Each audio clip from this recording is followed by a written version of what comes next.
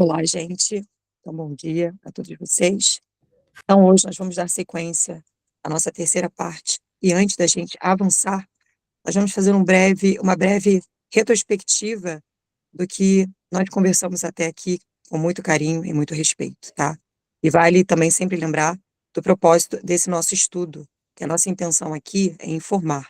Nós queremos ajudar cada um de vocês a entender como funciona esse nosso equipamento maravilhoso que é a nossa mente, nosso cérebro. Então, o nosso corpo, né, e a nossa mente, para que possamos finalmente usá-lo de forma cada vez mais sábia, autônoma e consciente em nossa jornada. Então, nós refletimos sobre como a consciência que somos nós opera esse templo perfeito que é o nosso corpo físico. E a ciência, ela nos convida a entender que todas as vivências espirituais não são invasões de fora para dentro, tá?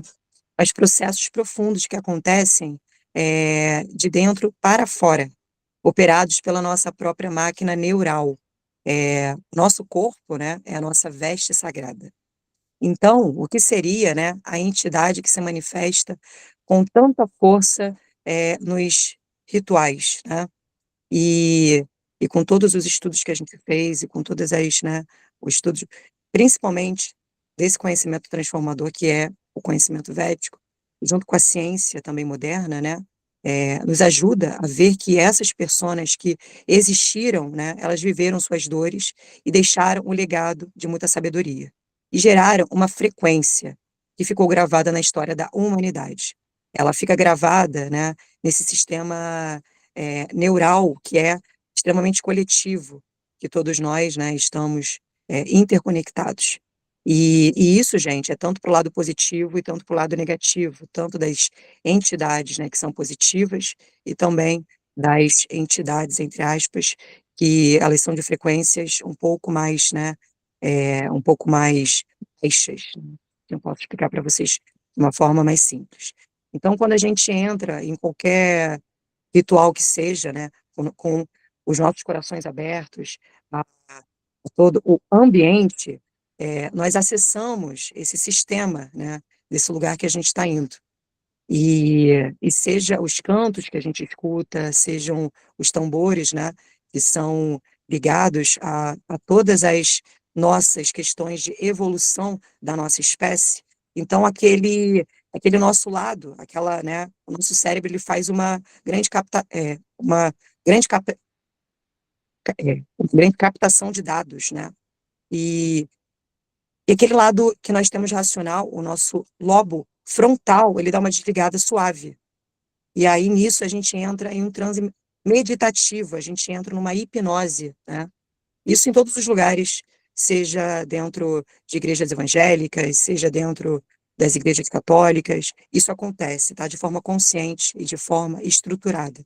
Aqui a gente está fazendo um estudo científico, tá? Não é sobre religião em específico. É de como funciona todo, né, todo esse equipamento que a gente tem à disposição e como a gente pode usar de uma forma consciente.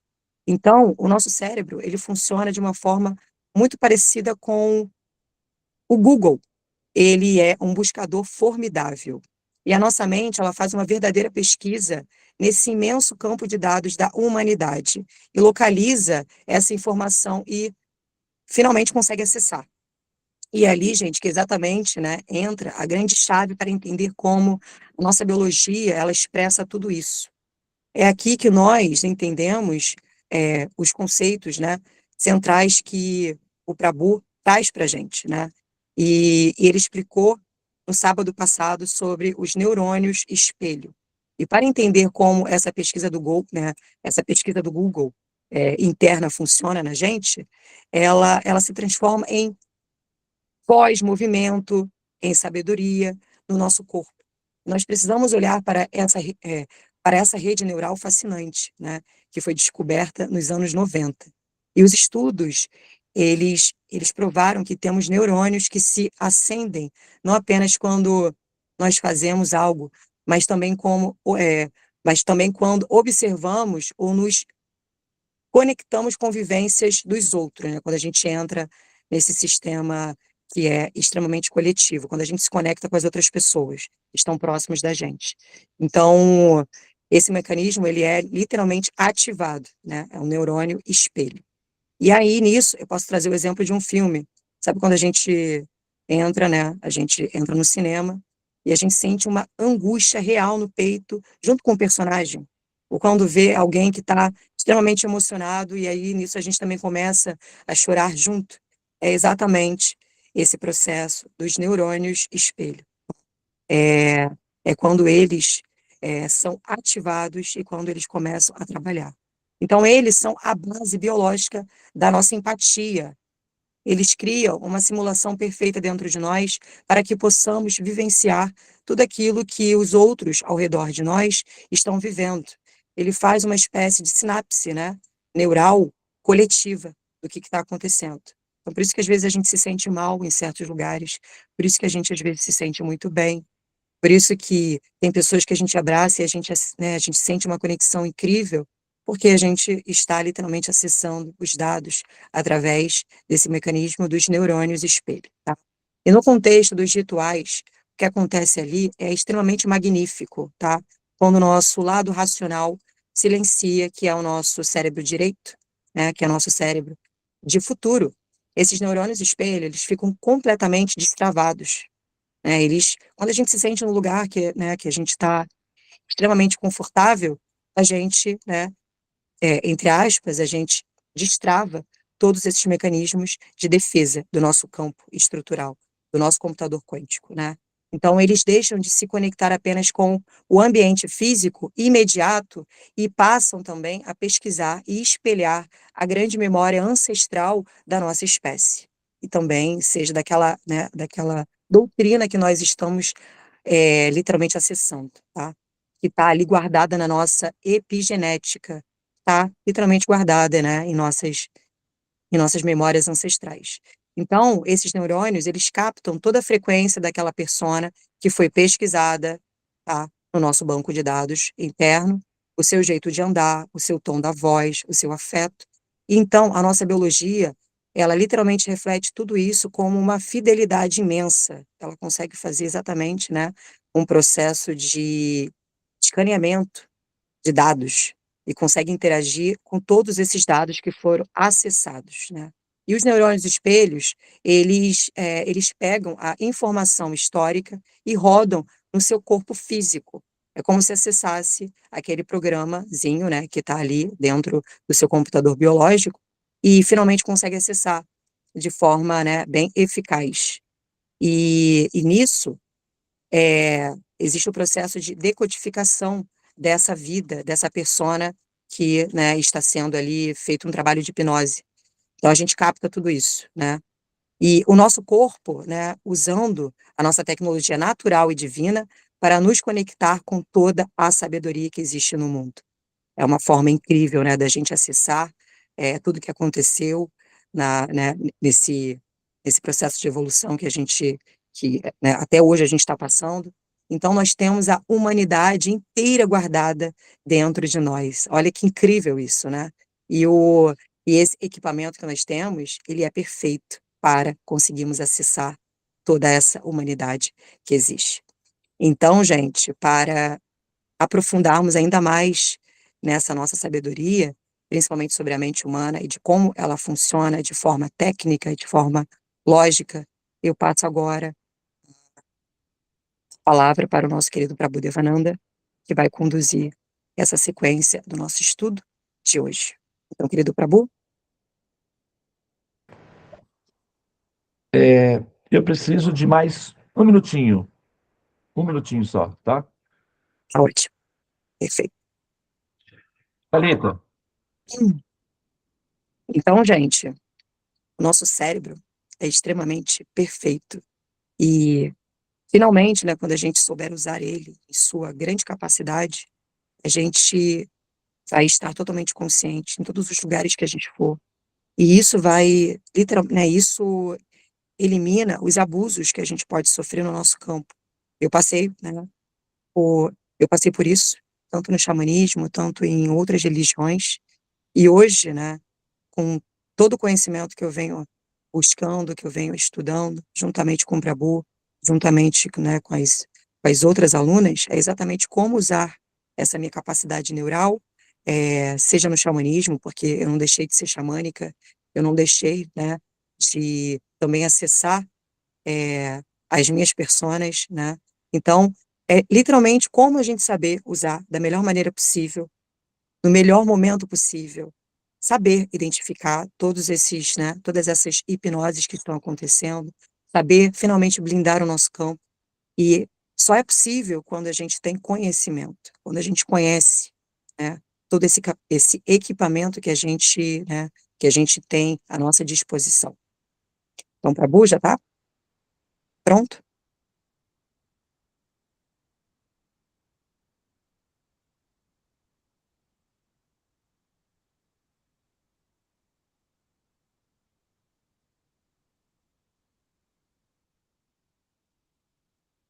E isso no final, gente, se qualquer um de vocês tiverem dúvidas sobre isso, podem perguntar para a gente, que a gente vai fazer o possível, a gente vai fazer sempre um estudo científico, né? Estudo também nas escrituras, então a gente tem essa base. E a gente sempre vai buscar, porque todos nós temos a nossa dignidade de alma e a gente merece, sim, ter uma resposta sobre tudo. E saber como funciona, né, esse universo lindo que nós temos à disposição. Bom dia, Namastê, Hare Krishna. Bom dia, Brenda. Bom dia, Tulasi. Eu queria acrescentar algo que o que você está explicando é maravilhoso, é que o Prabhu, ele já está entrando. Eu só queria dizer que é importante, a gente não pode fazer pulos, saltos quânticos, né? Tentar entender o mais elevado sem entender a base, não é? Por isso que a gente está estudando tudo isso, né, em detalhe, para entender a base. Muito bem, Prabhu. Pranamos, namastê. Bom dia a todas as pessoas presentes aqui na sala. Vou pedir para você tirar o cartaz, tá? E que eu vou ampliar a minha tela aqui para que vocês possam.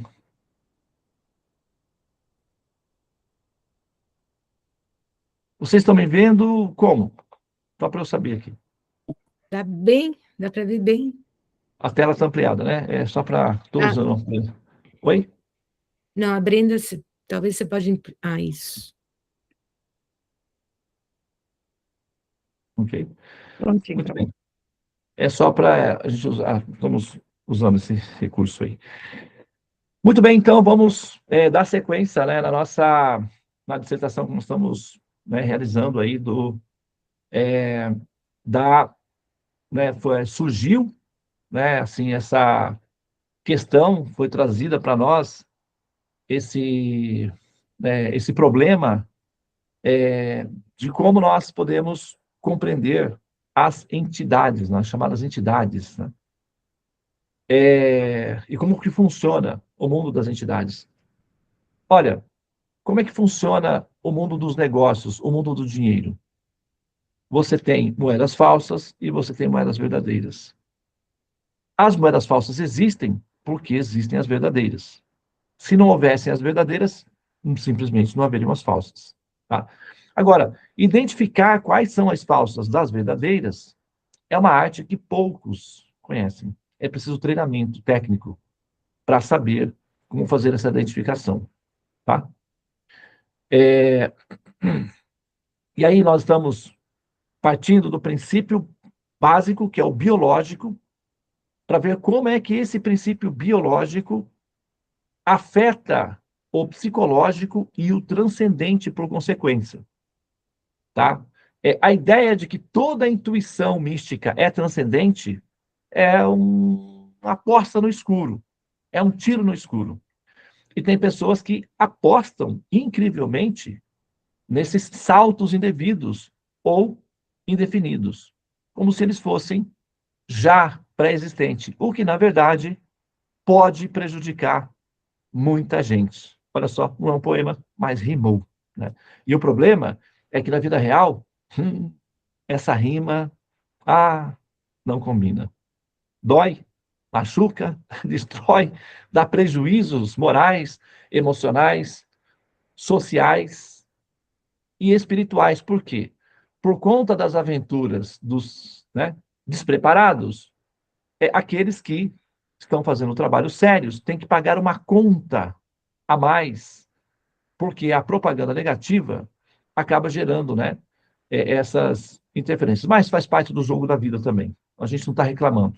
Só estamos informando que esse grupo, essas pessoas inexperientes e muito orgulhosas e vaidosas, atrapalham o trabalho de quem está querendo fazer coisas que realmente funcionam e são sérias, tá?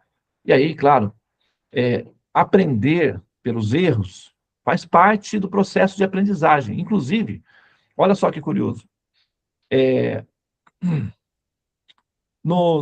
eu assisti um documentário, acho que eu tinha uns 19 anos. Eu estava assim, procurando, quis saber que tipo de profissão eu faria. E aí coloquei lá, profissões mais rentáveis e tal, profissões que ganham dinheiro. E me ofereceram a profissão de identificar notas falsas no Tesouro Americano. É um livro lá. Você quer ficar rico? Entre para a equipe que faz parte do Tesouro Americano e que identificam notas falsas. E você não precisa ser americano para isso. Se você fizer a petição e o governo te selecionar, você não precisa ser americano para trabalhar e ganha uma grana muito boa. Bom, aí fui lá ver como é que era o procedimento, só para saber como é que era, por curiosidade, era assim. Primeiro, a pessoa, ela entra em uma sala cheia de notas, cheia de notas. E ele tem que encontrar, no meio dessa multidão de notas, as notas verdadeiras. Então, ele fica lá olhando, testando, comparando, para identificar as verdadeiras. Tá? Daí, ele vai para uma outra sala, que está cheio de notas verdadeiras. E ele tem que identificar que está falsa. Aqui é falsa. Aí ele passa lá uma semana, um mês lá, só que ele tem que... Quanto mais notas ele conseguir identificar, se ele for mais bem colocado que os demais, ele ganha vaga. É assim que funciona.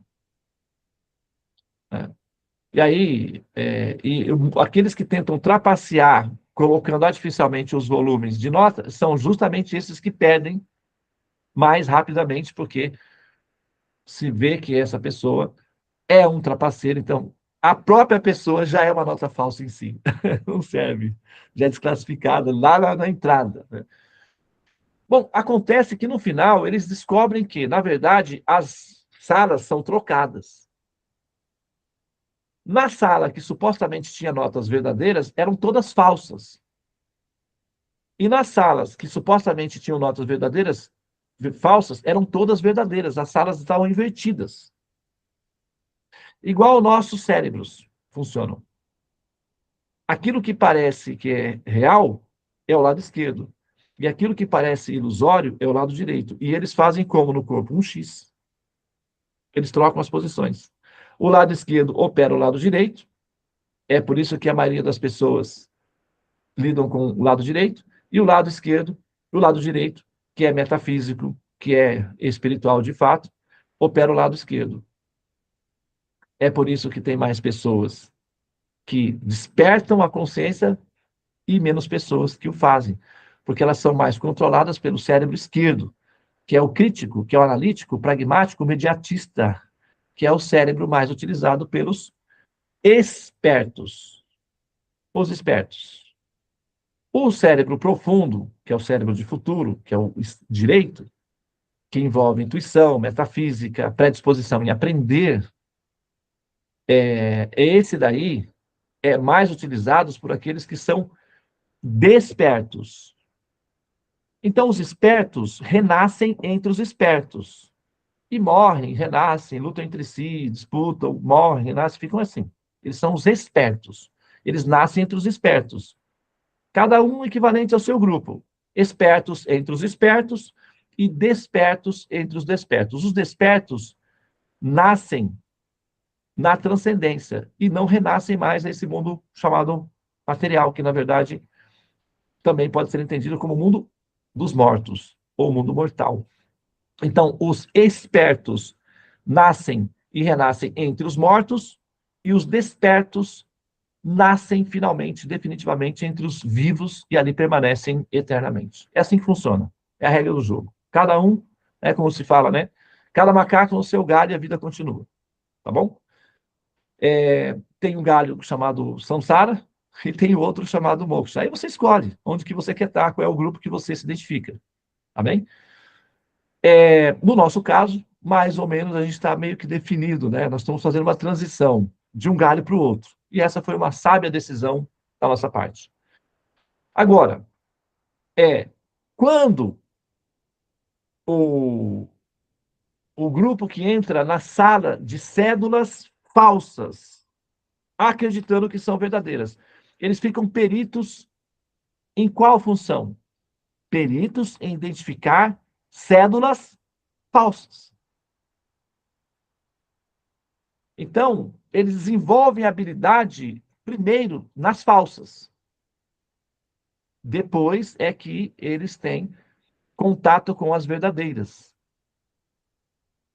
Quando eles entram na sala que tem cédulas verdadeiras, eles estão habituados com aquelas cédulas. E, nesse caso, eles conseguem identificar as falsas com mais facilidade. Então, quando é que você identifica a cédula verdadeira? Por experiência da falsa. Faz sentido? Americanos, né? Eles são bem espertinhos. Os americanos são bem espertinhos. Então, se você quer ser um espertinho, nasce entre os americanos, que aí você vai ser top no mundo. Os americanos, eles construíram um estádio de futebol que vai sediar a final da Copa do Mundo desse ano. Esse único estádio usou recursos que seriam que excederiam o que o Brasil usou para construir todos os estádios de futebol da Copa de 2014. Só um estádio. Custou mais caro, eles gastaram mais dinheiro do que todos os estádios que o Brasil custeou. Então, é uma demonstração de poder, né? De grandiosidade. Prabhupada dizia assim para os discípulos dele, que eram americanos, Prabhupada estimulava eles, vocês precisam espalhar a consciência de Krishna no mundo inteiro e conquistar o mundo inteiro para Krishna. Qual é a vantagem de ter nascido americano se você não puder conquistar o mundo inteiro? Você não pode ser um americano se você não tiver esse espírito de conquista. Essa é a principal característica dos americanos, que conquistam o mundo todo. Então, saiam com essa arma transcendental que é a consciência de Krishna e conquistem o mundo inteiro. E o que os americanos fizeram? Exatamente isso. Saíram e conquistaram o mundo inteiro para Krishna. Graças aos americanos, com esse espírito conquistador de poder, né? Eles foram estimulados pelo poder.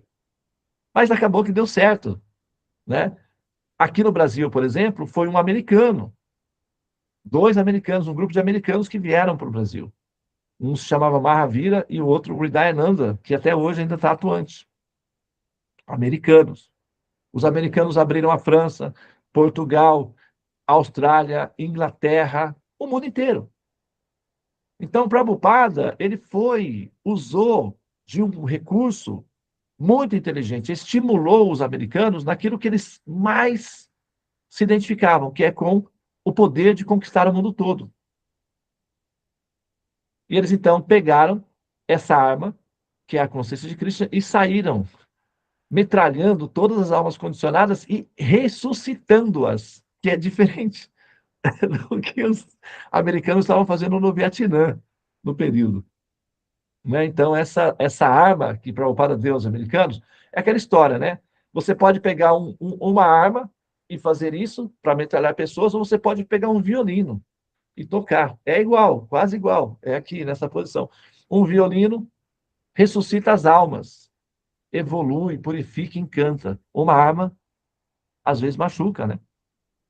Então, Prabhupada estimulou aquelas pessoas a fazerem exatamente o que elas queriam, só que com osmose reversa, que é o contrário daquilo que, né? Então, e aconteceu que deu certo. Aqui estamos nós conversando sobre todos esses assuntos por consequência disso, né? Mas isso é uma curiosidade que entrou na pauta aí, que não era, entrou de carona, mas fica. Já entrou, sentou, então agora fica. Vamos continuar a nossa história aqui.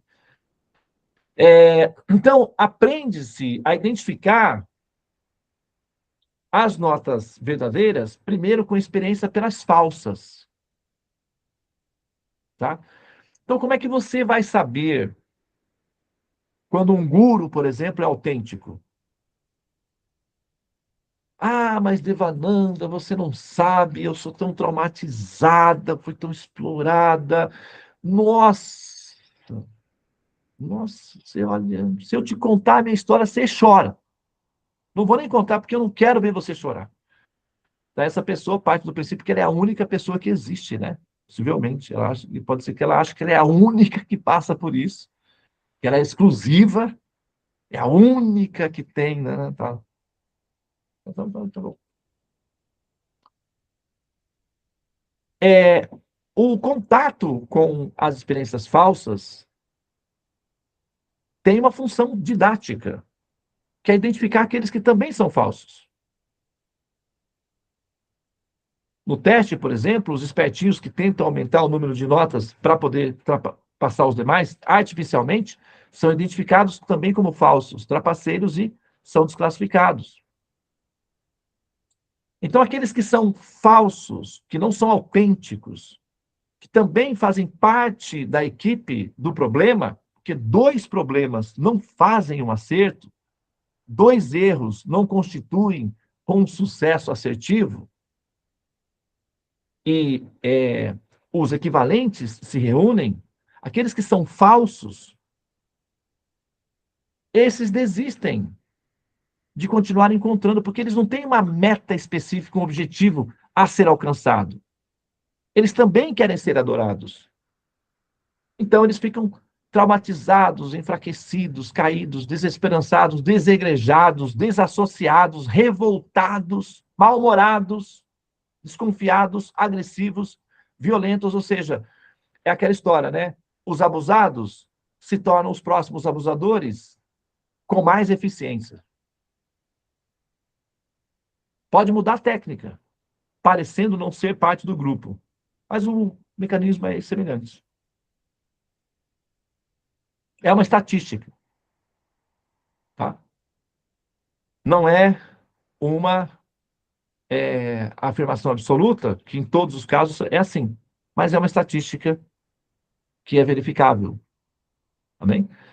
Então, assim, agora, aqueles que são autênticos, aqueles que são verdadeiros, aqueles que têm uma meta a ser alcançada, aqueles que sabem o que estão procurando, podem até se enganar, eventualmente, momentaneamente. Mas, em algum momento, ela identifica que não. E ela continua buscando. Um bandido reconhece outro na multidão. Um policial também. Você já andou no meio das pessoas, né? As pessoas que são Hare Krishnas, que têm essa experiência, olha para uma pessoa e vê aquela pessoa e é um Hare Krishna. Você já andou nas ruas e uma pessoa passa perto de você e fala Hare Krishna? E você olha, mas como que você sabe? Dá para ver pelo seu estilo, seu humor. Então, né?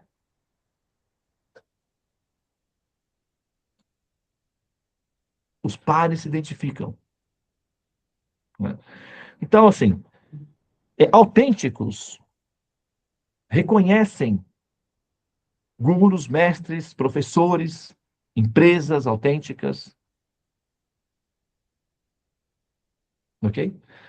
E aqueles que são tendenciosos são muito mais facilmente seduzidos E também aqueles que são autênticos, eles são como repelentes, desagradáveis ou indigeríveis para aqueles que são falsos. Porque tem gurus falsos e também tem discípulos falsos. Assim como tem entidades verdadeiras das que são falsas. Tem gurus verdadeiros e tem discípulos falsos. Gurus verdadeiros, autênticos, são repelentes e indigestos para discípulos falsos. Assim como o Superman com a kryptonita, né, que fica fraco assim, ou como o morcego, que fica fraco na luz. Ele se incomoda, fica fraco, mal estado. Da mesma forma, o discípulo falso, ele se incomoda, ele fica, ele apaga, ele perde o brilho dele, né? Então ele perde a oportunidade de realçar a sua personalidade pessoal diante de um guru autêntico, que é um educador, porque ele não tem espaço para realçar a sua vaidade pessoal. O guru autêntico não alimenta a vaidade do discípulo, ele educa esse discípulo. E aí uma pessoa vaidosa não tem resiliência suficiente para aprender com o guru. Está sempre desafiando o guru, tentando derrotar o guru. Esses são os mais fracos. E, eventualmente, o discípulo, ele até pode superar o guru. Mas quando isso é feito de maneira autêntica, o próprio guru autêntico se encanta por essa superação. Bom, agora, o que acontece? Quando o buscador geral, que seja, está buscando pela transcendência, a primeira fase é o processo biológico. Tá? E na nossa história orgânica, biológica, de como nós fomos, a raça humana foi formatada, os primeiros vestígios de espiritualidade e contato com as entidades, digamos assim, foi realizada a partir do elemento da introdução do elemento fogo na convivência com os humanos, no período mais ou menos ali, que é o que a gente entende como o período do homem de Cro-Magnon, que foi quando ele, o Homo erectus, que foi quando ele começou a andar pelos primeiros momentos de forma ereta, e ele conseguiu verticalidade para ver o panorama, então ele tinha uma visão mais longa, e ele podia enxergar os ambientes favoráveis e tinha mais mobilidade para chegar até lá também. E como eles ficavam maiores, eles então espantavam momentaneamente os predadores, o que dava a eles maior chance de sucesso. E eles aprenderam a usar o fogo. E na entrada das cavernas, o fogo gerava sombras nas paredes. Ao mesmo tempo, produzia um sono mais reparador, mais profundo. E a pesquisa neurocientífica demonstra que os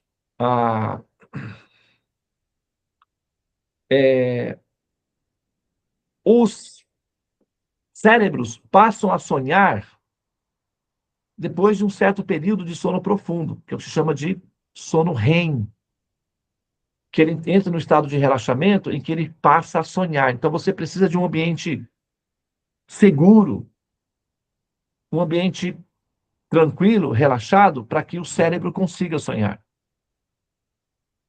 E o elemento fogo, na entrada das cavernas, protegia aqueles que dormiam, aqueciam e protegiam dos predadores. Então, os cérebros conseguiam relaxar.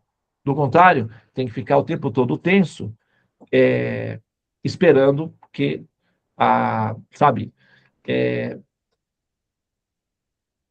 o predador pudesse vir a qualquer momento. Ok? E nesse caso, não havia sono profundo. Mas com o fogo, aí sim, aí temos sono profundo, temos sono REM, e aí tem sonhos. Então, os primeiros sonhos que, né, foi possível, se deu nessas situações. E quem sonhava mais? O homem ou a mulher? Quem sonhou mais?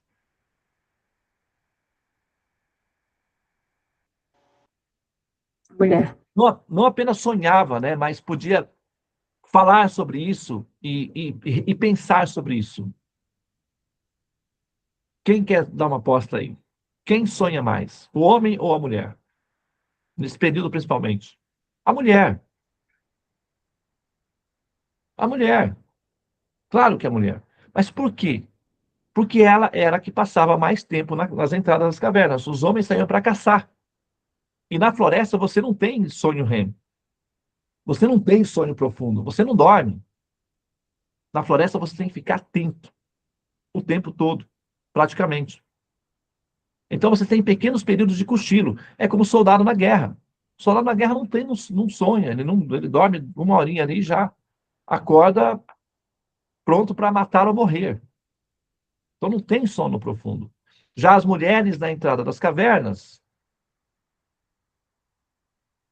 sonhavam com muito mais frequência. E por sonharem com muito mais frequência e terem disponibilidade de tempo para conversar entre si, conversavam sobre esses assuntos.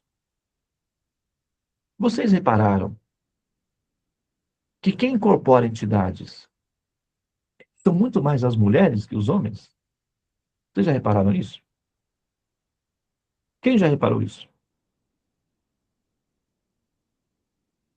Tem muito mais mulheres. Você tem ali, né? Ou, no caso, em lugares, por exemplo, como o terreno, chama-se terreno, né? O terreiro, ou centros espíritas, você tem é, a, você tem ali os dirigentes costumam ser homens, mas a quantidade de pessoas com sensibilidade a esses movimentos são as mulheres. As religiões são dominadas pelos homens, sempre foi, porque é poder. Mas a relação com o mundo espiritual, o mundo mágico, sempre foi dominado pelas mulheres, que são as maior o contingente, né? Aliás, a maior quantidade de pessoas, ok? É, bom, nesse caso, a, você tem não apenas o fato de que você tem não apenas o fato de que tempo suficiente para que as cavernas produzissem sonhadores, mas também interpretadores desses sonhos. Quando os homens vinham da floresta, e então só pegar um dado aqui, que eu acho que vale a pena mostrar para vocês, é quando os homens vinham das florestas, depois de períodos de caça, o que acontecia? Eles, né, naturalmente, as mulheres, né, queriam saber das novidades. Como foi, né? E os homens, eles sempre tiveram, assim, o hábito de contar as suas glórias pessoais, de como foi, que tal, e venceu, e pulou em cima do negócio do, sabe, do dragão, e seu Jorge e tal, aquela coisa toda. São Jorge, né? Matador de dragão. Então, sabe, é, nesse caso, eu estou pegando aqui um detalhe sobre. É, o, Eles chegavam na entrada das cavernas, eu tinha uma foto que mostrava, né? Eu tinha uma foto que mostrava exatamente essa situação, era bem engraçado. Eles fizeram uma ilustração que mostrava o homem fazendo gestos assim e tal, e as mulheres e as crianças ouvindo as histórias dos homens. Aí o que acontecia? Essas mulheres ouviam essas histórias porque elas não podiam ir para a floresta. Era tipo novela, Big Brother. Então era o entretenimento, era o cinema daquela época. Os homens vinham e contavam o que eles viam, então, porque eles já sabiam que quando chegasse tinha que ter história, às vezes eles até inventavam histórias também, que os homens precisavam distrair as mulheres, elas queriam ouvir história, às vezes não tinha história. Mas chegar em casa sem história, vai falar o quê? Vai ser uma decepção. Então eles também inventavam histórias. E as mulheres, sensibilizadas pela dinâmica de convivência com sonhos, com as sombras na parede, e com o único lugar possível de ser explorado, a proximidade das entradas das cavernas e o interior das cavernas. Então, nesses interiores das cavernas, haviam lugares que se pareciam com telas de pintura.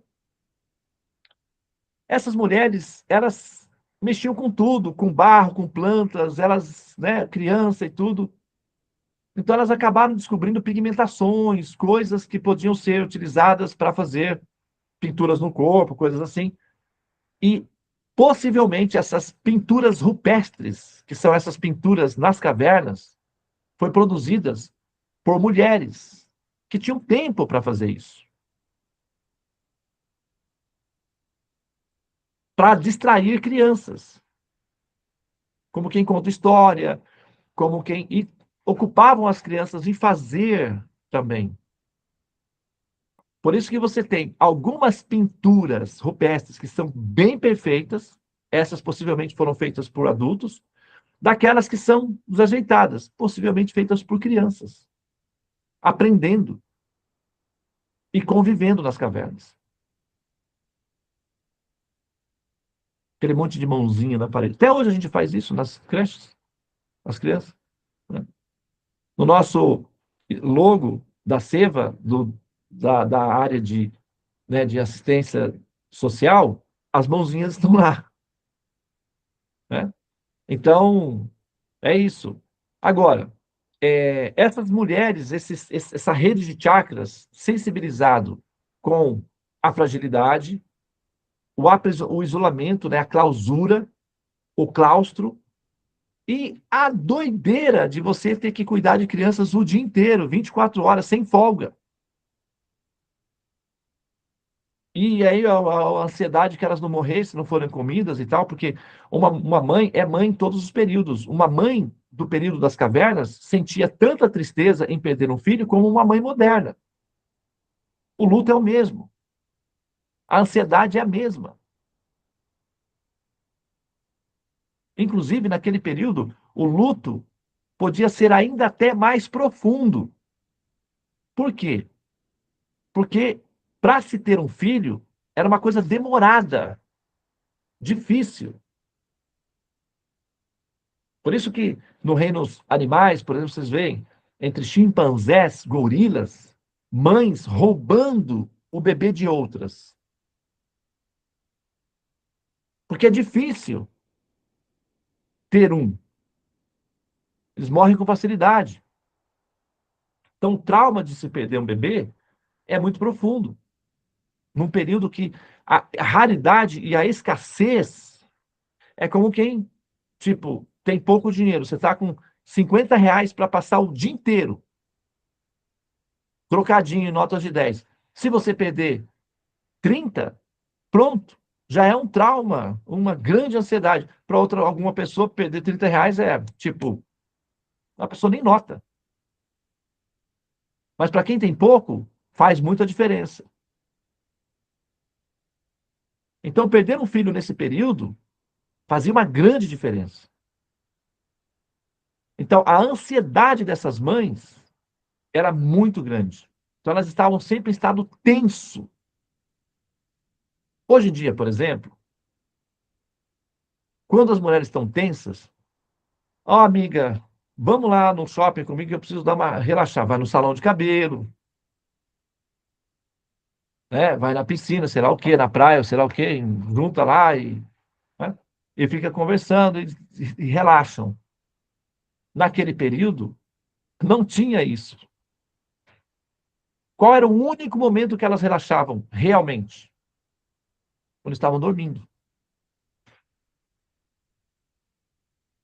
E quando sonhavam.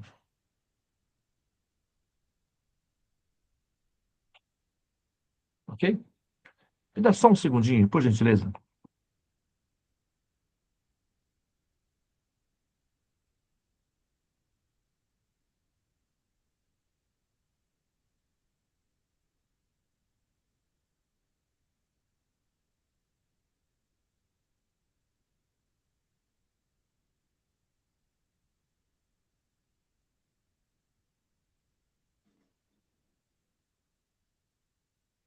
Então, para essas mulheres, voltando ao assunto, o mundo dos sonhos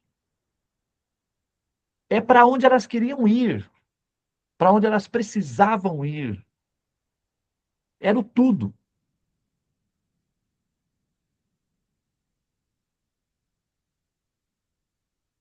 Então, esses momentos eram hiper valorizados. Bom, acontece que as sombras da escuridão da noite, o grito dos animais, os predadores, o alerta dos animais, que são as presas, avisando que os predadores estão próximos, o uivo do vento, o trovão, a chuva caindo. Tudo é impressionante. Quando? Depois que se passa a sonhar. Até então, é tudo normal. É só a vida que segue. Animais, por exemplo, convivem com isso e nem por isso se impressionam com isso. Sobrevivem com isso. Mas quando se sonha, tudo passa a ter significado mágico. Tudo é incrível. Além do mais, tem um outro fator. O nosso cérebro direito, ele é uma máquina projetada para fazer previsões de probabilidades. É como um robô de algoritmos. De algoritmos. Esse pessoal que fala, você que está aí sentado na poltrona, olha só, agora é sua grande chance na vida. Você investe aqui comigo e o robozinho vai fazer um negócio aqui. Você vai ficar sentado na poltrona. Não se preocupe. Continua sentadinho aí. Só faz o investimento aqui na nossa empresa que o nosso robozinho vai ficar fazendo as continhas e, ó, só vai ficar caindo na sua conta. Parece mágico, né? Não parece? O pessoal fala como que operação financeira, né? Bolsa, trade, né? Trade, chama trade, né? Trade. Você aí, você mesmo que está me ouvindo agora, eu sei que você está com o dedinho aí, dedinho nervoso, querendo pular esse vídeo. Você vai se arrepender. Você vai se arrepender amargamente se fizer isso. E aí vai. Eu já caí numa dessas, falei, é mesmo. Eu quero saber por que não vai. Então fala tudo que você tem para falar. Eles são bem convincentes. Fazem parte do jogo da vida, né? E a Então, hipnose também, isso, né? Isso é uma certa mas hipnose. é hipnose, exatamente. Por quê? É um apelo ao cérebro direito, que é de probabilidades. O cérebro esquerdo é pragmático, é de ação, é de execução.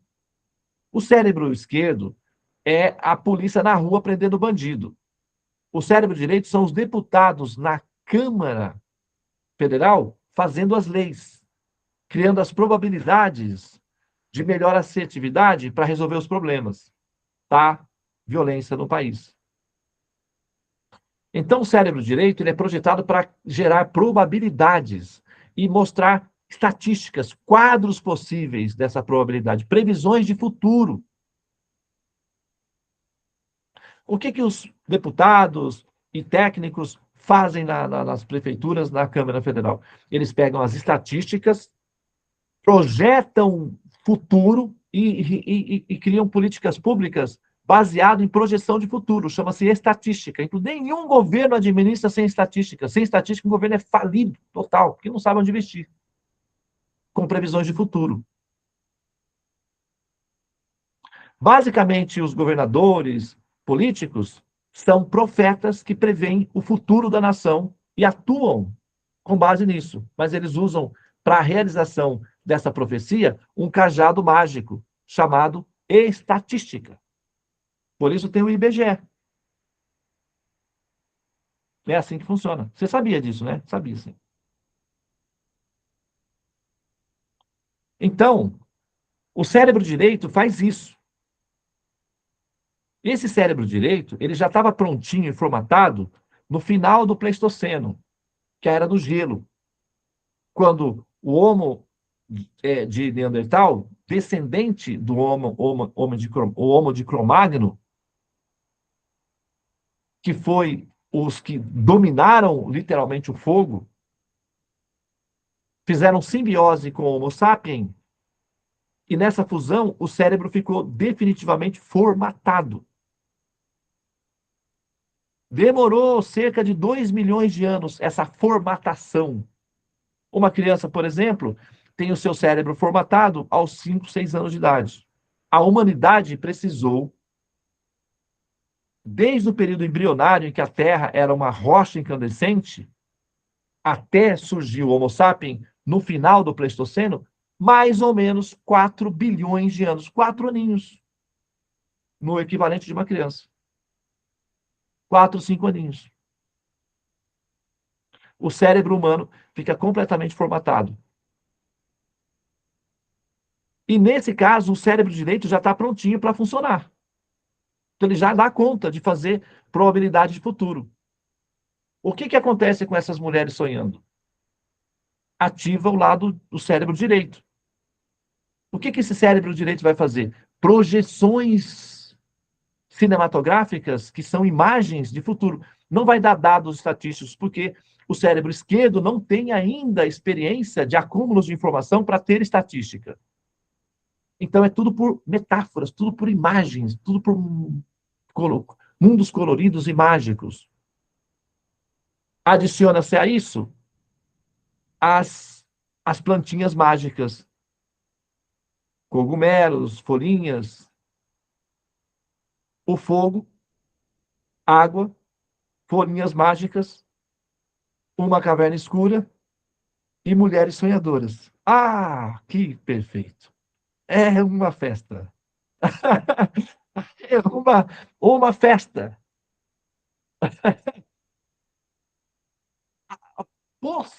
Muito provavelmente, os primeiros sacerdotes, pajés, caciques, xamânicos, foram mulheres. Porque elas é que entravam nesse mundo mágico. Elas é que traziam informação do mundo mágico para o mundo pragmático. Quando os homens descobriram que com isso eles podiam dominar outros homens, se apropriaram da tecnologia. Deram um golpe de Estado nas mulheres e assumiram o controle da religião. É o que praticamente isso é um quadro previsível. Né? E o pajé não podia ir para a floresta. Por quê? Porque ele tinha que alimentar os espíritos, ou seja, ele precisava dormir para sonhar. Então o pajé não vai para a floresta caçar. Você já viu o pajé caçando? Por quê? Porque ele tem que alimentar quem? Os espíritos. Ou seja, ele tem que dormir e sonhar para poder. Entendeu como é que funciona? Então, quer dizer, você tem aí um quadro em que o homem domina as primeiras etapas do processo formal da religião e as mulheres, então, passam a... O que elas podem fazer? Né? Elas estão dominadas ali numa situação dependente dos homens. Então eles passam a dominar a religião e fica assim. Até hoje. É assim. Né? Agora, essa é uma tendência natural. Não é nem que um grupo de neandertais ou homens da Era do Bronze, assim, que a semente, né, dos Illuminatis iniciais se juntaram e pensaram, não, porque a gente pode dominar o mundo todo com isso daqui, tá? Vamos dominar outra caverna também, e vamos fazer articular, vamos criar um cânone, que aí a gente controla todo mundo, isso aí então é nosso. Tá tudo dominado. Foi assim. Não foi assim. Foi muito natural, espontâneo, esse domínio da religião pelos homens. Só que os primeiros fecundadores desse mundo dos sonhos, certamente, muito provavelmente, foram as mulheres. Porque as crianças, elas até sonhavam, mas elas não conseguiam explicar isso, elas ficavam no mundinho delas ali. Mas as mulheres sonhavam e conversavam entre si e registravam isso na forma de comunicação entre elas. E essas informações e comunicações, elas vão criando registros de memória. Então, quando essas mulheres sonhavam e o cérebro direito dava previsões de futuro, às vezes elas informavam os caçadores dos perigos por previsão de futuro, de probabilidade, porque o cérebro inconsciente, ele faz um giro panorâmico no ambiente. A pessoa está deitada aqui. Por exemplo, eu estou aqui com vocês. Vamos supor que tem uma borboletinha lá atrás. Eu estou olhando para a tela, mas o meu cérebro profundo está identificando a borboleta, a cor da borboleta, o que ela está fazendo. 90% das informações coletadas no ambiente é feito por esse cérebro. Os meus olhos periféricos têm uma visão aqui de 90 graus. Nem de 180 não é, de 90. Então, eu perco todas as demais, e mesmo dentro do campo das 90, apenas 10% é captado. Então, o que se capta no cérebro esquerdo é muito pouco. A maior parte é captada pelo cérebro de campos profundos. Esse cérebro de campos profundos que vai utilizar as informações para gerar imagens de projeção, de probabilidades. Qual é a probabilidade de aquela borboletinha me atacar e eu morrer espetado com um ferrão terrível que vai chegar até meu coração? O meu cérebro vai calcular zero. É só uma borboletinha inofensiva. Mais fácil ela estar aterrorizada com a sua presença do que você correr risco aqui. Então, deleta, esquece, bola para frente. Vamos pensar em outras coisas. Então, a borboletinha, ela não vai aparecer no seu sonho como um dragão furioso querendo te devorar. Então, o cérebro de campos profundos, ele vai pegar todas essas probabilidades e vai gerar um quadro possível. No período inicial das cavernas, não havia estatística e formalidade de raciocínios. Tudo era por imagens e intuição.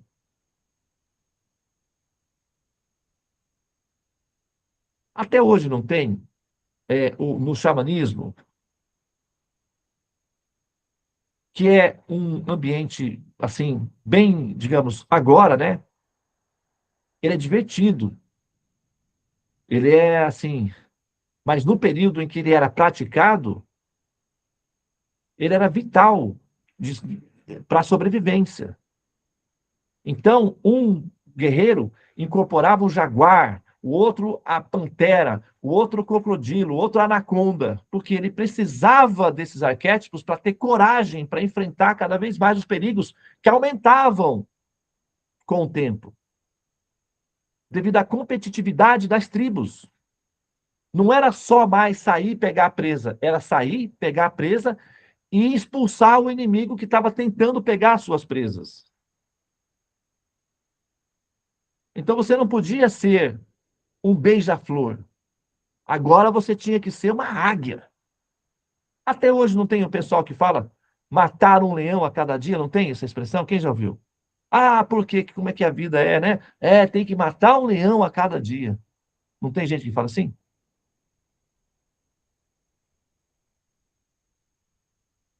Né? Naquele período, o guerreiro, ele assumia o espírito da anaconda e ele pareava por neurônios espelhos a característica desse animal. Isso aumentava as chances dele de sobrevivência na floresta. O guerreiro vestia a roupa do lobo, e saía lá na floresta, ele uivava como um lobo e se comunicava com os outros lobos. Identificava onde estavam as presas, se comunicando com os lobos, falando como lobo. E aprendia a língua dos lobos. E quando ele tomava os chazinhos com substâncias mágicas e coloridas, ele então tinha mais campos ativos no cérebro pelas sinapses e os elementos químicos de aprender a língua dessas criaturas. E eles saíam na floresta imitando esses animais. Até hoje você não vê nas festas dos índios eles imitando os animais, e está tudo certo. Porque fazia parte do processo de evolução natural, de seleção natural, de sobrevivência da espécie, esse comportamento. Hoje em dia você vai para uma roda xamânica e encarna sei lá, um javali, tudo certo. Mas se você sair dali se comportando como um javali, você vai para uma clínica. Ou então fica solto por aí, né? Perturbando a vida do povo. Não sei se já aconteceu isso daí alguma vez. Mas acontece. É que normalmente não é javali, né? É lobo, sabe, leão, essas coisas aí, né? Sim. Ameba, bactéria, minhoca não tem. São animais também. E minhoca é essencial para a vida, né? Aí não tem. Ah, eu sou o espírito da minhoca. Não tem. Ninguém consegue acessar essa sinapse da minhoca, coitada, né? Ninguém consegue. Hum. Mas não é que é irreal. É verdadeiro o processo. Certo ponto, até um certo ponto é verdadeiro. Ele, inclusive, foi o que permitiu com que nós chegássemos até aqui. Assim como as carroças permitiram, assim como os cavalos permitiram a globalização. Mas não são mais usados, por uma questão simples, de evolução. Ah, mas eu tenho um tio que tem um cavalo. É verdade. E eu conheço uma pessoa que também tem. E eles até andam. Mas, francamente, é por hobby. Porque se eles quiserem fazer uma viagem do Rio para São Paulo, já é imprático.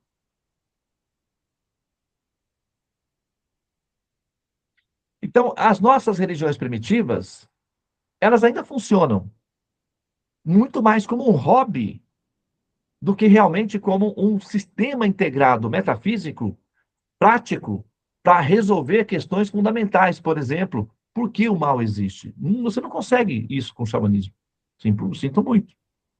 É intuitivo. O xamanismo e as religiões que dependem muito de mitologias e metáforas são limitadas. Entendeu? Mas elas funcionam. E nesse período xamânico da humanidade é que surgem as entidades. E o que são as entidades? Na maioria dos casos, na esmagadora maioria dos casos, são projeções geradas por esse cérebro de campo profundo para produzir probabilidades de sobrevivência e de entendimento de temas fora do escopo do domínio do conhecimento. Então você cria uma entidade de forma intuitiva que reflete essa busca no campo profundo de entender o que está acontecendo, e essa entidade passa a ter uma vida mágica real, que gera influência sobre o comportamento da pessoa. Isso pode ser positivo até certo ponto. É, É um roteiro, não é isso? É um roteiro que a pessoa acessa e ela segue aquilo ali. Tem um lado positivo e tem um lado negativo. não, esse roteiro, ele é um roteiro que ele é construído como a Wikipedia. Ele não está definido. Ele é construído em grupo.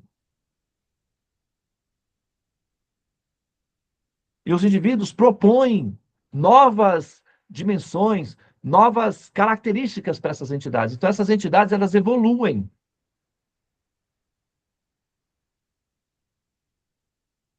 Entende? Se você pegar os primeiros arquétipos de deuses primitivos e comparar com os deuses gregos, você vai ver que eles evoluíram com o tempo. Se você pegar as primeiras intuições de Deus da humanidade e comparar com as intuições da formalização do cânone que a gente tem dos livros sagrados, ele evoluiu, ele se transformou. Então, essas ideias, elas são construídas em grupos na medida em que eles vão. Então, não é que essas entidades elas sejam irreais. Elas são virtuais. Enquanto realidade virtual exerce influência no mundo pragmático. É como a matemática, por exemplo. A matemática é uma entidade virtual. Quem já viu a matemática? Agora, quem já viu um matemático incorporando a matemática? Incorporado. Como é que os matemáticos ficam quando estão incorporados com essa entidade? Os cabelinhos ficam tudo assim. Quem já viu? Mostra aí, pega aí, Rosa, um matemático incorporado com a entidade matemática, para ver como é que eles ficam. E é uma estatística, viu? Você pode pegar vários matemáticos incorporados, todos eles ficam meio diferentes. E eles ficam extremamente dependentes da entidade. O professor Einstein, por exemplo, que é um dos arquétipos mais evidentes, no momento em que ele estava abandonando o corpo, ele dizia: eu preciso de mais matemática. Ou seja, a pessoa fica totalmente linkada com a entidade de tal maneira que até vai. É uma entidade. A matemática é uma entidade. Ela é real? Ela é visível? Ela é um fantasma. Quem sabe, já sabe que é uma entidade fantasmagórica, mas que exerce uma influência direta sobre a humanidade. Assim como as pessoas se juntam em um terreiro xamânico, em um templo espírita, para ter contato com as entidades, os matemáticos vão à universidade, se sentam numa sala de laboratório e ali eles baixam o santo da entidade e a coisa vai que vai. As universidades são o quê? Templos em que as pessoas vão para.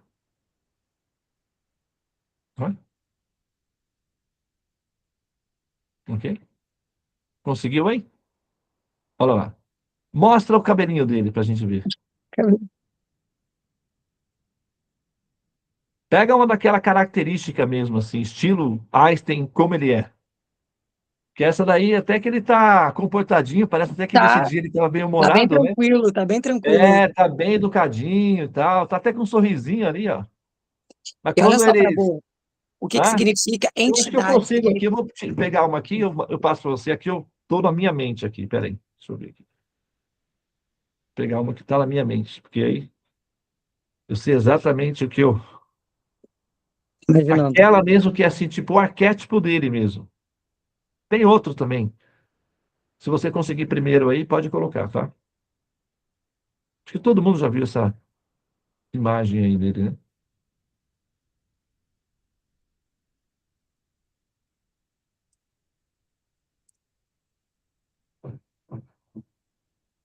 Olha lá.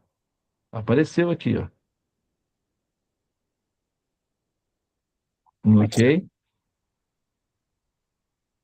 Vamos ver. Vamos lá. Imagens. Ó, sim. Aqui. É essa daqui. Vou passar para você aí, Rosa. Então, Tem vê várias, se é né? essa aqui, vê se é essa. Eu vou Ah. botar. Ó, essa daí é de 2026. Ele tá é recente essa daí, né? É, leia. Esse aqui ele está totalmente incorporado com a entidade. Aí, essa mesmo, Rosa, que você pegou aí. Esse tá com a entidade total. Gente, ó, tá, a gente está fazendo uma brincadeira aqui, tá bem? Não tem nenhuma intenção de ser ofensivo com as pessoas que fazem esse tipo de atividade, de incorporação com as entidades, mas nós estamos fazendo. Ciência se faz por comparação, Com certeza. entendeu? Então, essa mesmo que você conseguiu aí, não, mas eu acho que. Quer ver? Tem Tem uma outra aqui. aí. E a Essa mesmo. entidade, né? É Quer ver? tudo que Mas eu existe, acho significa tudo aquilo que eu existe. acho que essa foto aí, eu acho que ela pode ter sido, alguém deve ter mexido nela para exagerar ela, tá? Deixa eu, Aqui, essa que deixa eu você achar tem aí, outra. Rosa, compartilha a que você tá, que eu passei para você, essa mesma, é justamente essa daí. Então, deixa eu Libera pegar o aqui. espaço, Brenda, para a Rosa poder Vou colocar. liberar, calma aí.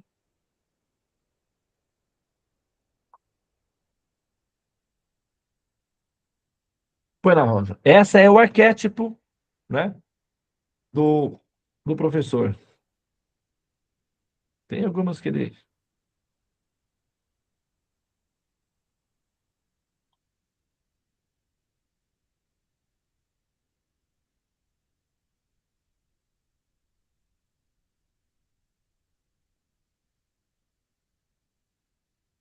né? Realmente não, essa não, essa é verdadeira. Vocês sabiam que o Einstein, ele foi convidado para ser o presidente de Israel? Não sei. Assumiu o cargo como Sim, presidente de Israel? Põe essa outra também, Rosa, essa daí. Eu te passei outra aí, coloca essa outra. Ele foi convidado para ser o presidente de Israel. Aí ele respondeu o seguinte: não, eu estou muito ocupado com a matemática.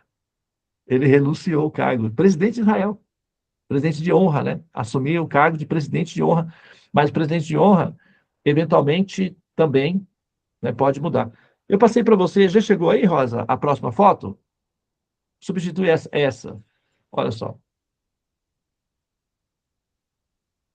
Então, você é uma pessoa linkada com a entidade matemática. Não é não, assim. A matemática corresponde integralmente a uma entidade, a descrição de uma entidade. A pessoa entra em contato com ela, se altera. Normalmente, os matemáticos eles têm um estado alterado de consciência, eles são meio excêntricos, vivem isolados. O professor, por exemplo, ele, ele foi para uma universidade chamada Princeton, porque lá tinha outro matemático que se enclausurou lá, que se isolou lá, então ele queria ficar junto, eles ficaram juntos lá. Existe uma, uma teoria de que o professor Einstein era um adulto autista, ele próprio tinha um filho que tinha problemas gravíssimos de esquizofrenia, passou a vida toda hospitalizado e faleceu no manicômio. O Einstein, ele meio que não criou vínculos afetivos com esse filho.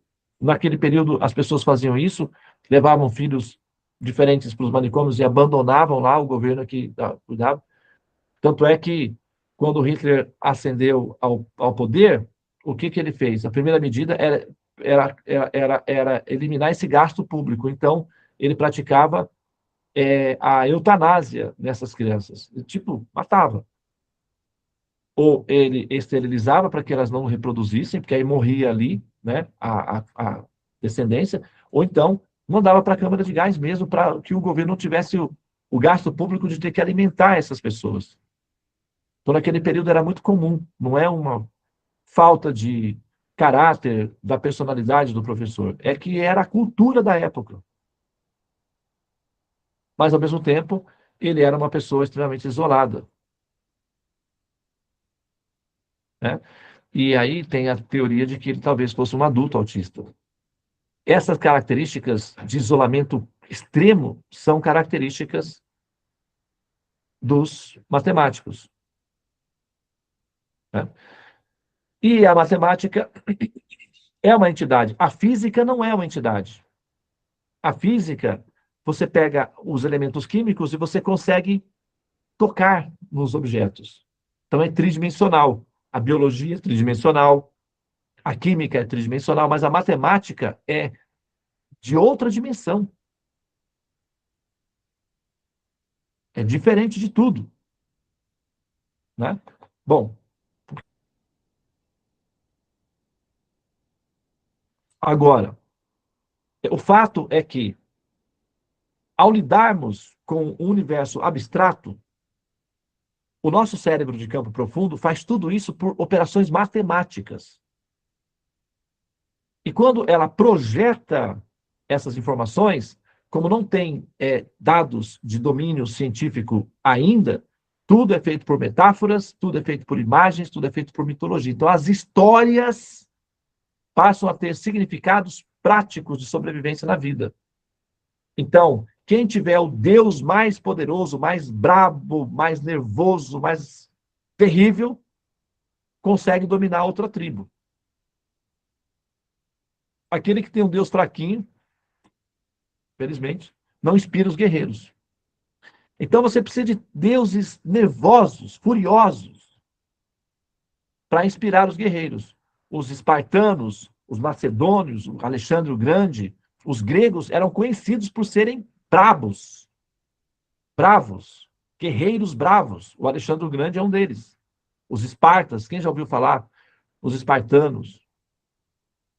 São muito famosos, eles eram gregos. E como era o deus mais superior deles? Quem era? Zeus. E o que o Zeus fazia? Nem queira saber. Né? Os romanos, quem era o deles? Júpiter. Os judeus tinham qual? O Iavé. Quem é o Iavé? Senhor de quem? Senhor dos cordeirinhos, Senhor dos beija-flores, Senhor do Partido Verde, o Senhor do olhar os lírios nos campos, o Senhor da brisa da lua. Não, o Iavé é o Senhor dos exércitos. Portanto, um guerreiro. Por que as pessoas precisam de deuses furiosos? Porque a vida é bruta. É a era do bronze. É sobrevivência, escassez de recursos. É salve-se quem puder. Farinha pouca, meu pirão primeiro. É isso, sobrevivência. A lei da selva. Vive mais quem come mais. Então você precisa de um Deus furioso que inspire os guerreiros a matar. Porque senão morrerão.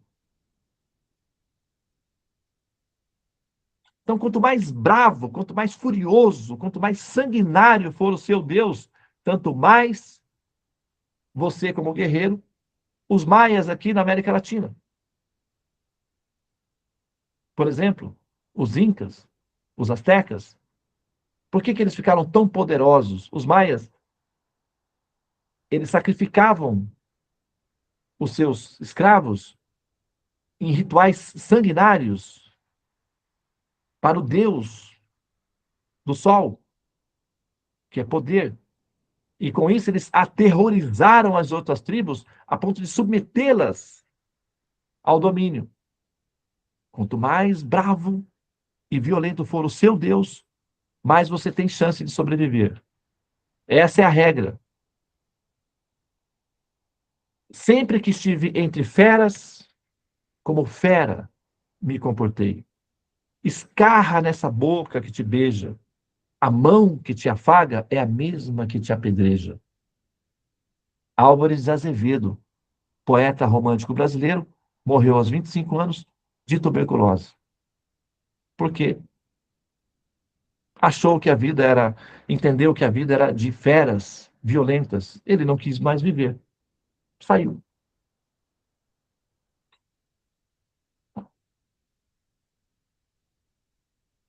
Entende? Então, num ambiente assim,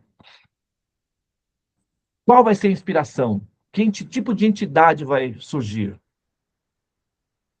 para esses sonhadores? Né? São as primeiras, o espírito do lobo, o espírito do jaguar, o espírito da anaconda, o espírito do leão. Como são chamados os judeus? O espírito, a entidade dos judeus, o leão de Judá.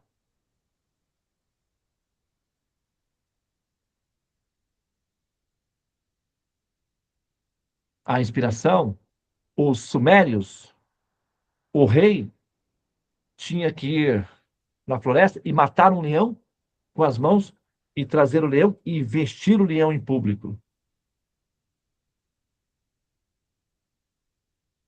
Os antropófagos, as tribos indígenas aqui da América Latina, no passado também, pegam seus escravos de guerra, matam e comem a carne deles. Tem um filme brasileiro. Ah, como era gostoso, meu francês. Conta a história de um alemão, Hans Staden, parece que é o nome dele. Ele não era francês, ele era alemão. E as mulheres estavam engordando ele para depois cozinhá-lo. Só que enquanto elas estavam engordando eles, ele podia fazer amor com elas, com todas as mulheres da tribo. Então ele ficava domesticado por aqui, que eu fico mesmo. E ele recebia comidinhas, e o projeto era que, num ciclo do sol, ele seria comido. Cozinhariam ele. Só que ele escapou antes, com 9 meses. Foi aborto, né? Teve que fugir. E aí ele fugiu, voltou para a Alemanha e escreveu o livro, contando a história, como é que funcionava. Por isso que a gente sabe em detalhes, principalmente. Eles são antropófagos. Né? Então, para que eles fazem isso? Para incorporar o espírito do guerreiro que está sendo comido. Então, é uma incorporação do espírito do guerreiro. Então, esses processos, foi com os processos que os nossos ancestrais conviveram durante os últimos, pelo menos, 25 mil anos de exercício psicológico. Será que com 2.000 anos de uma metafísica mais, digamos, sutil, refinada, será que isso é o suficiente para corrigir um exercício didático, um condicionamento de 25, 30, 40 mil anos? Será? Então, será que realmente nós ainda não temos vestígios desse período na hora em que nós interpretamos a forma de investigar o mundo metafísico? Então, aí a gente tem que verificar quais seriam os vestígios que nós podemos identificar como resíduos desse período histórico. Para a gente saber o que é condicionamento histórico, curral histórico, daquilo que é observação, daquilo que é uma interação consistente, ou pelo menos como postulado possível. Senão pode ser apenas um delírio. Não tem pessoas que ouvem vozes e matam outras? Quem já ouviu esses casos assim? Quem conhece casos disso?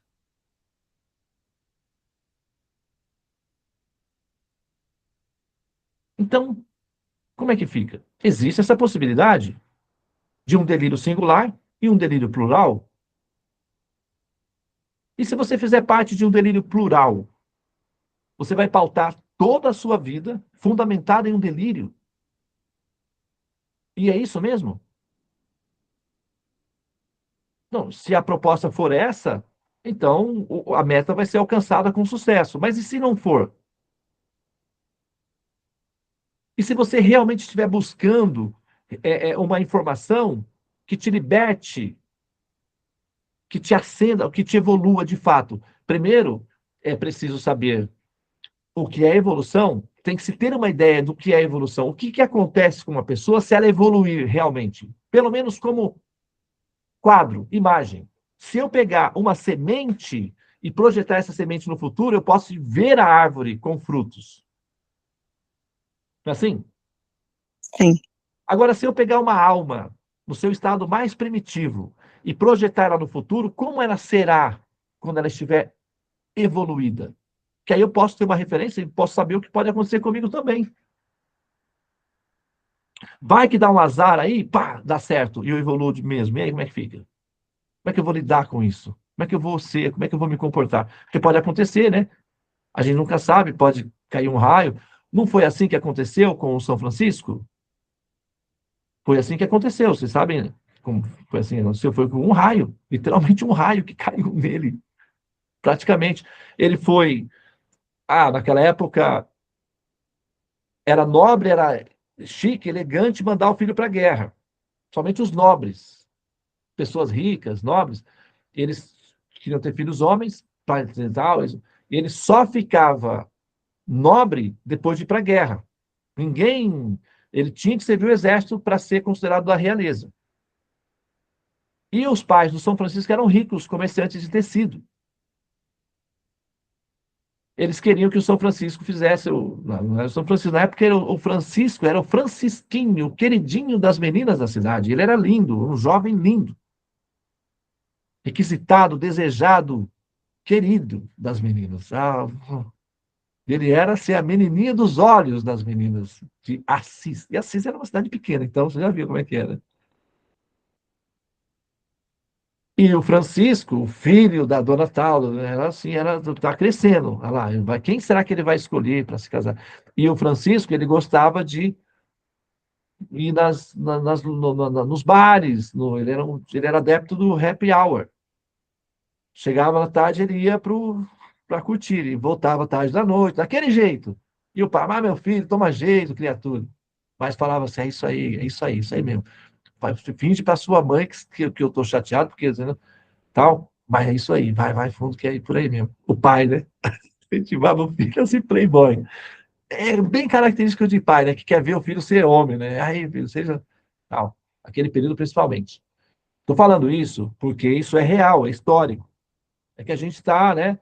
Mas é real. Não se não, o São Francisco e tal. O São Francisco tem duas fases da vida dele. Uma anterior, que ele era um ser humano normal, como qualquer jovem feliz, saudável, normal e rico é, para aproveitar a vida, e depois do raio. Então, o pai chegou na época do período, a cidade dele, daquela região, ele estava em guerra com outra cidade, não, cruzadas, época das cruzadas. Ele foi enviado para uma cruzada, e na cruzada ele teve que matar crianças, mulheres grávidas. Ele viu essas atrocidades e ele teve que fazer isso. Ele ficou desesperado, ele não tinha nada com isso. O negócio dele era se divertir com os amigos e paquerar as meninas. E de repente ele estava lá vendo atrocidades de homens furiosos, cheio de emoções fanáticas religiosas, matando crianças, em nome de Deus. Aquilo alterou o estado emocional dele. Ele foi desertor. Ele desertou, ele fugiu né?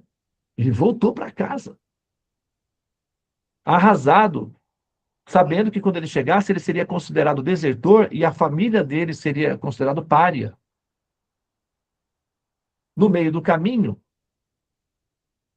um raio terrível não acertou nele, mas explodiu do lado dele, ele caiu do cavalo. Quando ele caiu do cavalo, ele já acordou com esse negócio que agora já era. Não volto mais. Virou santo ali naquela hora. Foi um limita. Foi um limita. E ele, quando acordou, subiu no cavalo, voltou para casa e falou: meu pai, é o seguinte, ó.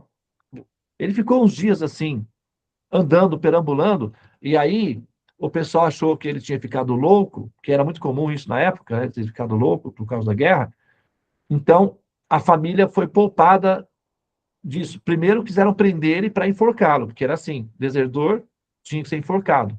Depois viram que ele estava delirante, que ele estava... Aí eles soltaram ele, querendo dizer, isso daí não... Né? Aí ele ficava andando nos lugares, cemitérios, lugares de leprosos, vivia com os leprosos, então as pessoas, isso aí já está perdido mesmo. E ele ficava lá cuidando dos leprosos. Depois ele começou a construir uma igrejinha. Depois que ele começou a construir a igrejinha, é que o pessoal viu que ele não estava doido, que ele só estava santo. Aí, tudo bem, aí santo pode, mas... Né? Então ele começou a agregar, ele unificou em torno da igrejinha o ideal de Francisco. Mas foi por conta...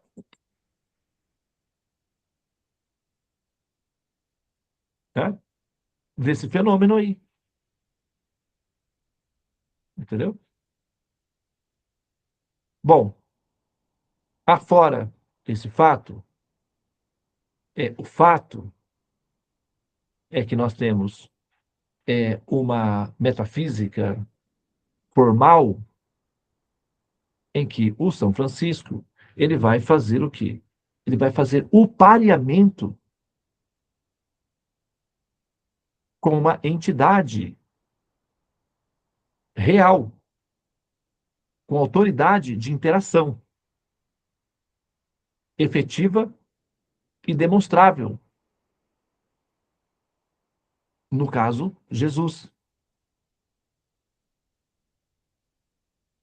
Né?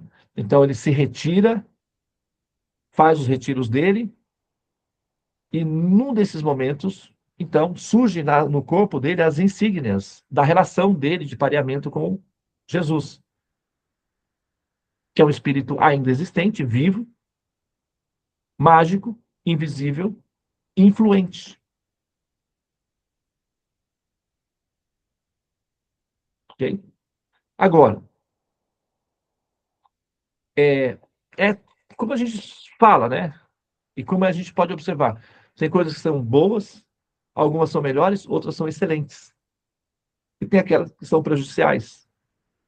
Dessa produção, 95% é residual, é protótipo, é probabilidade do cérebro direito, que passa a tomar uma forma real devido ao acordo do contrato social, que é a pluralidade, ou seja, o contrato coletivo. Zeus, por exemplo, não existe mais, mas por um período longo de tempo existiu, como entidade normativa, como parte do processo do contrato de grupo dos gregos e dos macedônios.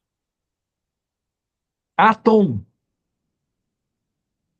Ísis, Ra, controlaram o Egito por mais de quase 7.000 anos. E, no entanto, agora não existem mais. Existiram como entidades virtuais produzidas no contrato social coletivo e entraram em hibernação porque os arquétipos cumpriram as suas funções e foram substituídos por outros. Agora você tem o Alá, você tem o Jeová, e você tem outras de escalão menor, com menos influência pública, mas que têm procedimentos muito parecidos entre si.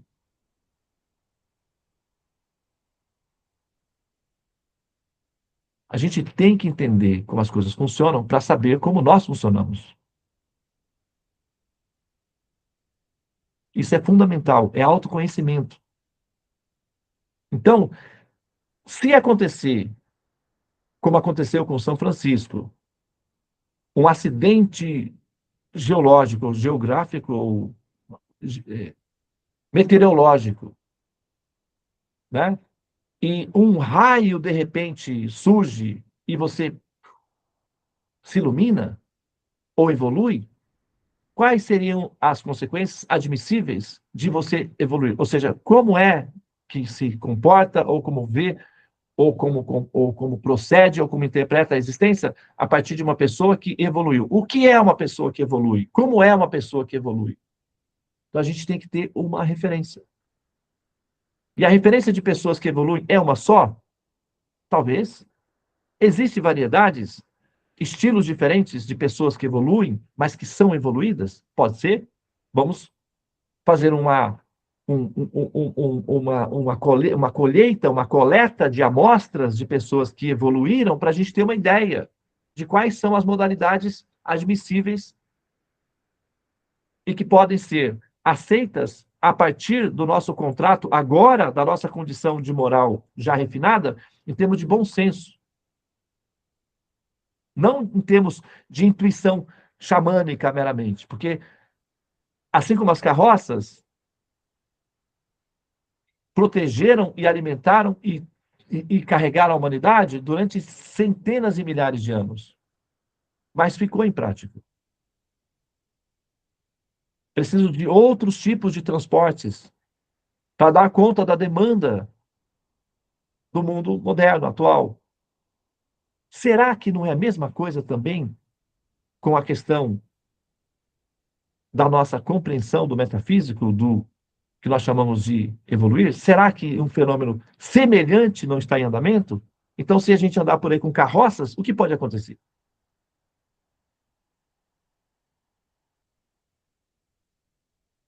Não estou dizendo nada, só estou colocando um quadro possível, por enquanto. Eu ainda não fiz as afirmações, só estou criando, por enquanto, caos, né? Que é o que os filósofos dizem que são. Eu, particularmente, aí eu vou falar uma coisa pessoal, tá? Eu acho assim, uma irresponsabilidade da classe dos filósofos virem a público e dizerem de boca cheia, como se aquilo fosse uma coisa muito assim nobre de se dizer, e dizer que nós, filósofos, não temos a responsabilidade de apresentar uma verdade. Nós temos, sim, a responsabilidade de criar dúvidas na cabeça das pessoas. Ok? Como assim? Não, essa não é a função da filosofia. A função da filosofia é apresentar alternativas de solução para os problemas, e não aumentá-los. Você pode até aumentá-los, mas esse não é o propósito. O propósito é encontrar solução. Então, se perder essa função da filosofia, é por isso que os governos estão tirando filosofia das escolas. Para quê? Para perturbar a cabeça dos jovens? Para criar mais caos? Então, é melhor que eles vão trabalhar. Então, é melhor aprender como é que funciona colocar um fio no outro do que ficar fazendo filosofia e delirando com substâncias mágicas improdutivas para criar confusão na cabeça das pessoas. É melhor eliminar e tirar o departamento de filosofia das escolas, porque é estéril e só produz gente maluca. Não é assim? Atualmente, o governo tirou a disciplina de filosofia das escolas. Por quê? Porque os próprios filósofos se apresentam em público dizendo que são incompetentes, incapazes de apresentar soluções, que a única coisa que eles sabem fazer é criar mais caos e confusão. Mas para que o governo precisa de gente assim? Não tem como. É um tiro nos pés. E o resultado está aí. Foram todos exonerados da profissão. Agora, quem quer ser filósofo e criar confusão, que vá no bar, porque lá já está cheio de gente assim, já chapadinha, e aí ali você vai encontrar o público certo para ficar, né, assim. Só que aí você mesmo paga as suas próprias contas, e não as custas do governo. Não vai trabalhar. Aí eu quero ver se filosofia resolve. É o que o governo está pensando. É uma pena, mas está aí. É o quadro. Muito bem, nós fizemos uma série de misturas aqui, né? Foi meio que um quadro do Picasso, essa aula de hoje, né? Pegamos várias, mas dá para ver uma ideia, não dá para ver? O quadro do Picasso, ele é, né, uma coxa de retalhos, mas você consegue ter uma noção, Com né, certeza. dali do que está sendo oferecido. Então, eu acho que a gente já entendeu aqui nessa aula de hoje que nós temos que ter uma avaliação objetiva para saber o que é daquilo que não é. Sim. Então, aquele que não tem discriminação, aquela pessoa que não sabe discriminar uma coisa ruim de uma coisa boa, quando vai na feira comprar, corre o risco de trazer produto ruim para casa. Exatamente. Você tem que valorizar o seu capital, o seu recurso. Então, você não pode usar o seu recurso e comprar uma coisa ruim. você tem que, se você pode comprar uma coisa boa com o recurso que você tem, por que vai comprar uma coisa ruim? Por que você compraria uma coisa ruim? Por um único motivo: você é incompetente para discriminar entre uma coisa boa de uma coisa ruim. Por isso que você compra uma coisa ruim. Mas se você tem discriminação, você vai pegar uma coisa boa. Sim. Então, ter discriminação é fundamental na hora de decidir o que vai entrar no seu coração, o que vai entrar na sua cabeça. Sim. Porque você vai agir depois de acordo a isso. Ok? O que você acha de, no próximo encontro, a gente falar sobre os critérios, né, que distinguem se uma entidade é boa ou negativa? Porque eu acho que isso é importante, né, para as pessoas entenderem isso. Fundamental. Porque, por exemplo, tem muitas pessoas que morrem por conta de bebida alcoólica porque dizem, né, que seguem a entidade X. E, Conveniente. pois é, entendeu? Então, acho que seria importante a gente, sabe, falar sobre isso. Os Tem muitas critérios. pessoas, tem muitas pessoas que matam convenientemente porque dizem que seguem tal religião. Sim. Então, acho que é bom a gente criar um script, entendeu? Para muitas pessoas entenderem isso e olharem. Eu acho que tem gente que Conveniente. não tem consciência. Conveniente. Sim. Por que as mulheres são oprimidas ou são maltratadas muitas vezes pela comunidade dos homens? Não porque é biológico, porque é orgânico, porque é visceral, porque é sanguíneo, mas porque muitas das vezes, na maioria dos casos, eles têm apoio da metafísica, do idealismo da religião, que permite isso. Tem dados escritos, inclusive.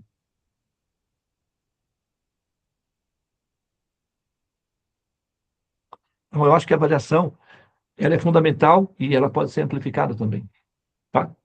Então, vamos pausar aqui, tá? E nós, então, vamos dar sequência. Hoje é sábado, nós, assim, aproveitei que estava com um pouquinho de saudade de vocês. Não sei se vocês estavam com saudade de mim, espero que sim, mas eu acho que agora a saudade já foi satisfeita, né? Eu acho que sim. Então, nós vamos pausar aqui, tá? Muito obrigado pela atenção de vocês, tá bem? Namastê, Hare Krishna, Krishna Krishna, Hare Hare, Hare Rama, Rama Rama, Hare Hare. Ó energia suprema, amor divina, ó Mahamantra, auspiciosíssimo, libertador do ser, desperta-me, eleva-me, envolve-me, protege-me. Hare Om, Shanti Namastê, Om Tat Sat, Hare Krishna. Tenham todos um excelente final de semana. Namastê. A gente volta, então, a se ver logo mais à noite, né, na Sala dos Mantras. Hare Krishna. Hare Krishna. Hare